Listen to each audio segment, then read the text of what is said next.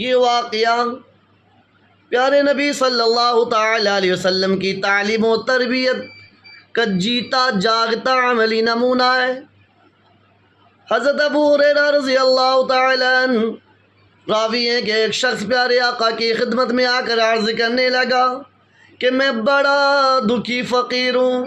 مجھے بھوک کی شدت نے تڑپا دیا ہے، پیارے آقا میرے لیے کچھ کھانے کا انتظام فرما دیجئے۔ پیارے آقا تو نہایت رحیم کریم شفیق ہیں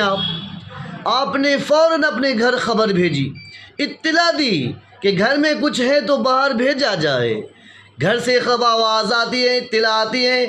قسم ہے اس پاک ذات کی جس کے قبضے میں میری جان ہے، گھر میں پانی کے سوا کچھ کھانے پینے کی چیز موجود نہیں۔ آپ نے یکے بعد دیگر تمام ازواج مطہرات کے پاس خبر بھیجی اور تمام کے یہاں سے یہ اطلاع ملی، قسم ہے اس پاک ذات کی جس کے قبضے میں ہماری جان ہے، ہمارے پاس کھانے پینے کی کوئی چیز نہیں پانی کے سوا۔ اللہ کے پیارے نبی صلی اللہ تعالی علیہ وسلم صحابہ کرام سے، حاضرین صحابہ سے مخاطب ہوئے، پوچھے کہ تم میں سے کوئی ہے جو اس بندہ کو اپنا مہمان بنا سکتا ہے؟ ایک انصاری صحابی ابو طلحہ رضی اللہ تعالیٰ عنہ کھڑے ہو گئے کہ پیارے آقا ان کو میں اپنا مہمان بناتا ہوں۔ ابو طلحہ اپنے گھر جاتے ہیں اور اپنی بیوی سے مشورہ کرتے ہیں کہ عنقریب ہمارے ساتھ ایک مہمان تشریف لانے والے ہیں، کیا گھر میں کچھ کھانے کا انتظام ہے؟ بیوی کہتی ہے کہ بچوں کے لیے کچھ کھانے کا انتظام ہے، اس کے علاوہ ہمارے پاس کچھ نہیں ہے، نہ میرے کھانے کے لیے ہے نہ آپ کے کھانے کے لیے، کھانا اتنا ہی ہے کہ بچے کھا سکتے ہیں۔ ابو طلحہ کی تعلیم و تربیت، صحابہ کرام کی کیسی ایمانی جذبہ تھا دیکھیے۔ حضرت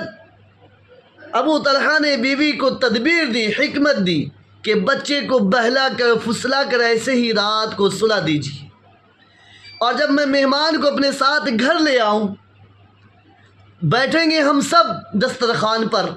مہمان کو ایسا وشواس دلائیں گے کہ ہم کھانا ان کے ساتھ کھا رہے ہیں، لیکن کھانا کھائیں گے ان کے ساتھ، لیکن جیسے ہی کھانے پر بیٹھیں گے تم